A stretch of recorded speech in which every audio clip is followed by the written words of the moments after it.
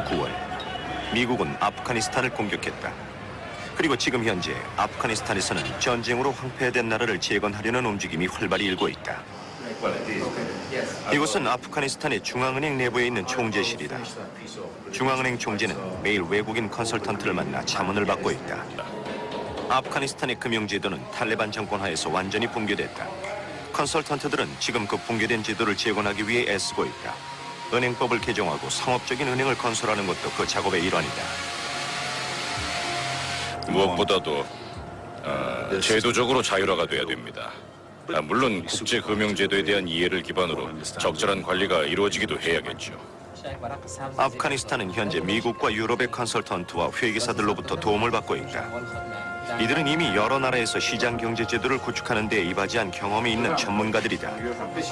사회주의 국가 중국, 내전이 끝난 직후의 보스니아, 그리고 경제 위기에 처했던 수많은 아시아 국가들. 이러한 곳에서 이들은 시장 경제의 전도사 역할을 자임했다. 이들이 한 나라에 미치는 영향력은 정치 세력까지 흔들 만큼 강력한 수준이다. 예를 들어 인도네시아에서는 한 컨설팅 회사가 거대한 선거 자금 횡령 사건을 폭로했다. 그리고 이 사건은 정권 교체로까지 이어졌다. 우리의 조사로 인도네시아 집권당의 부정부패가 인도네시아 국민들에게 완전히 공개됐습니다. 그 결과 인도네시아의 역사가 바뀌었죠. 경제 위기 국가에 투입되는 컨설팅 회사들, 이들의 역할은 위기에 처해 붕괴돼가는 국가들에게 시장 경제 제도를 소개하고 선진국에서 적용되는 규칙을 보급함으로써 이들 국가를 재건하는 것이다. 오늘 우리는 개발도상국의 성장과 재건을 맡은 시장 경제 전도사들의 모습을 집중적으로 살펴보고자 한다. 뉴욕의 맨해튼. 아프가니스탄의 정부 부처에서 적용되는 회계 관행들을 자세히 관찰하고 감시하고 있는 컨설팅 회사 PwC의 본사가 이곳 뉴욕 맨해튼에 있다. PwC는 세계 142개국에 지사를 두고 있는 거대 기업으로 세계 각지에서 일하는 직원 수만 해도 약 12만 명에 달한다고 한다. PwC는 사기업의 회계 감사를 실시하거나 개발도상국이 시장 경제 국가로 전환할 수 있도록 원조를 하는 역할을 한다. 약 10년이 넘는 시간 동안 PwC는 자그마치 500여 건에 달하는 정부 프로젝트를 진행했다. 중국의 은행 개혁, 칠레의 세법 개정, 아르메니아의 전력시장 재건, 몽고의 사회복지제도, 그 외 중앙아메리카와 남아메리카, 아프리카, 러시아, 중동, 그리고 아시아에 이르기까지 PwC의 활동 범위는 세계 80여 개국으로 뻗어 있다.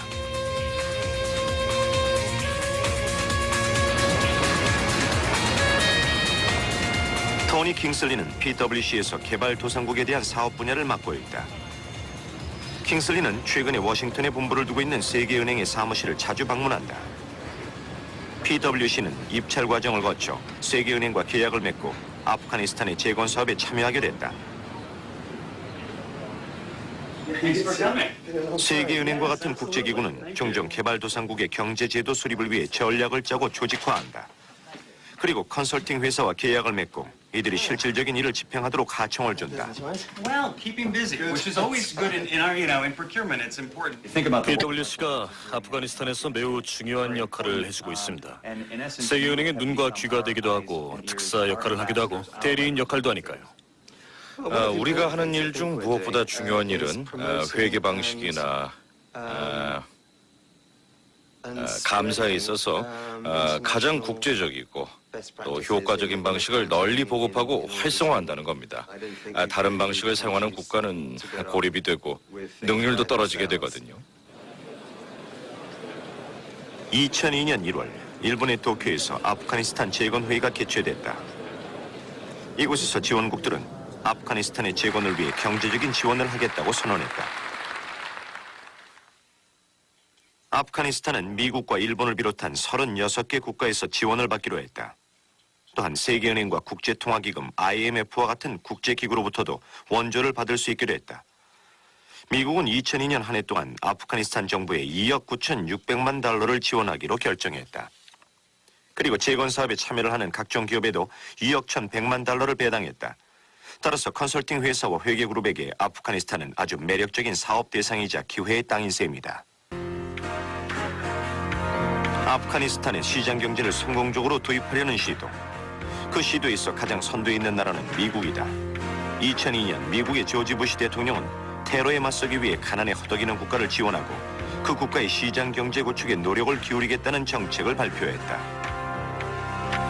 We will challenge the poverty and hopelessness and lack of education and failed governments that too often allow conditions that terrorists can seize and try to turn to their advantage. Our new approach for development places responsibility on developing nations. USAID, 즉 미 국제개발처는 워싱턴 DC에 본부를 두고 있는 정부기관이다. 이곳에서는 지금 부시 행정부의 정책에 따라 아프가니스탄을 지원하고 시장 경제 국가로 전환하기 위해 전략을 짜고 있다.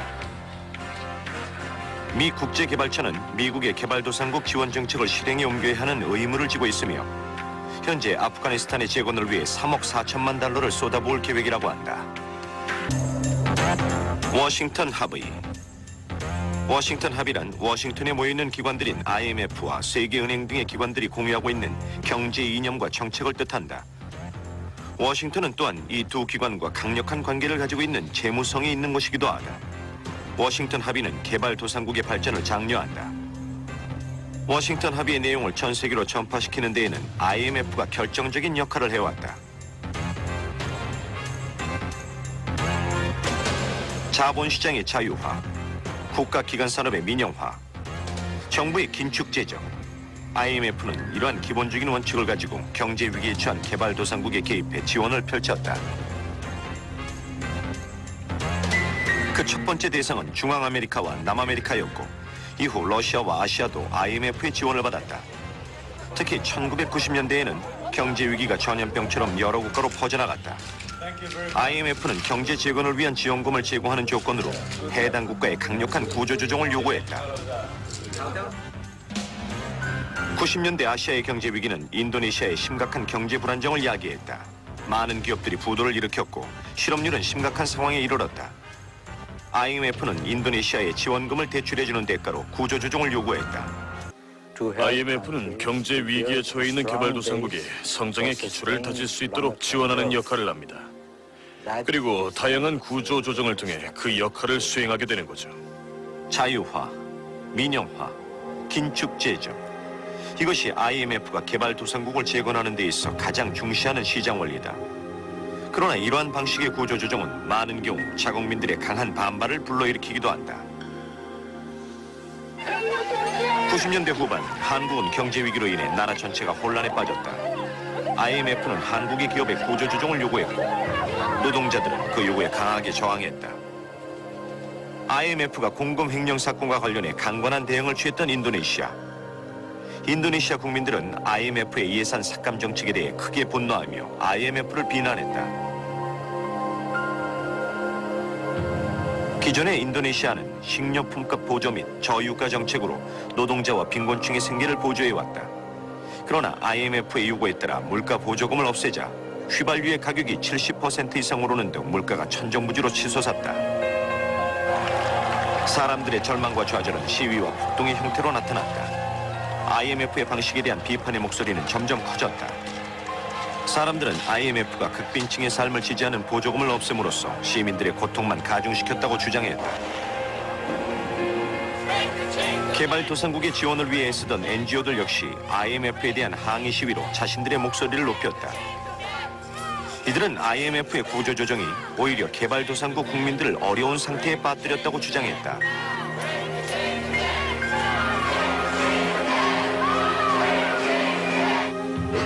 노벨 경제학상 수상자인 조지프 스티글리츠. 그는 아시아가 통화위기를 겪고 있던 당시 세계은행의 부총재를 역임했고 워싱턴 합의에서 중심적인 역할을 하기도 했다. 그러나 그는 IMF의 정책에 대해 부정적인 견해를 가지고 있다.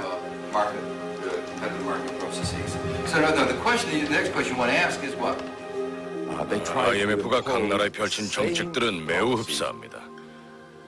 나라마다 아주 조금씩 수정을 했을 뿐이죠. 이런 농담이 있어요. IMF가 모든 나라에 적용되는 표준 문서가 있다는 겁니다. 그리고 새로운 나라에서 정책을 펴줄 때면 그 문서에서 나라 이름만 바꾼다는 거죠. 그리고 그렇게 하다가 나라 이름 바꾸는 걸 깜빡해서 다른 나라 이름이 문서에 등장한 적도 있다는 우스갯소리까지 있습니다. 시장을 개방하고 또 시장에 대한 정부의 기준을 철폐해야 한다는 주장은 워싱턴 합의에서 항상 강조하고 주장하는 신자유주의적 경제 원리입니다. 그러나 사실 그것이 불균형을 초래합니다. 비능률적이고 불합리한 결과를 가져오죠. 부시 행정부의 정책에 따라 아프가니스탄이 시장 경제 국가로 진입할 수 있도록 지원을 하고 있는 베어링 포인트 컨설팅 회사. 2003년 9월 이 회사는 또 다른 국가의 재건 사업에 뛰어들었다. 그게 바로 이라크다. 짐이 도착했구만. 괜찮아? 다들 많이 걱정하고 있었네. 비행은 어땠나? 베어링 포인트는 이미 이라크에 50명의 직원들을 보냈다. 그들은 이라크를 시장 경제 국가로 전환하기 위한 작업에 들어갔다.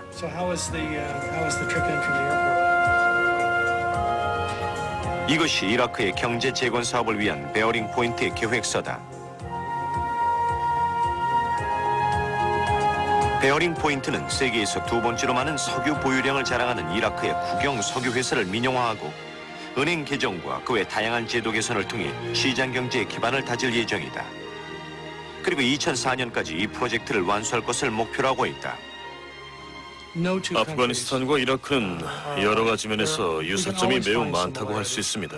게다가 경제의 기본 원리는 동일합니다. 모든 국가에 적용되죠. 베어링 포인트의 견해로 봤을 때 아프가니스탄과 이라크는 비즈니스적인 측면에서 아주 좋은 대상입니다. 물론 위험한 점도 있습니다. 예상 못한 일이 일어날 수도 있겠죠. 그러나 저는 결국 이라크가 스스로 일어나 자립하게 될 거라는 걸 확신하고 있습니다. 이라크는 사담 후세인의 치하에 있을 때보다 정치, 경제적으로 훨씬 살기 좋은 나라가 될 겁니다. 그리고 그렇게 되기 위해 시장 경제 제도만큼 확실하고 합리적인 선택은 없다고 생각합니다. 정부가 시장 경제를 완전히 장악하고 있는 북한과 같은 나라를 생각해 보십시오. 그러한 체제에서 죄 없는 국민들이 얼마나 가난에 허덕이고 고통받는지 우린 이미 목격한 바가 있습니다. 2003년 11월 의회는 부시의 제안을 승인했다. 부시 행정부는 이라크와 아프가니스탄에 87억 5천만 달러의 추가 지원금을 투자하기로 했다. 이 지원금은 재건 사업과 군사 비용으로 사용될 것이다. 미국은 아프가니스탄과 이라크에서의 시장 경제 설립을 돕는 것이 테러를 뿌리째 뽑는 주요 열쇠가 될 것이라고 믿고 있다. 그리고 시장 경제의 전도사들은 아프가니스탄과 이라크의 심장부에서 미국의 이러한 전략을 충실히 실행하기 위해서 오늘도 바쁘게 움직이고 있다.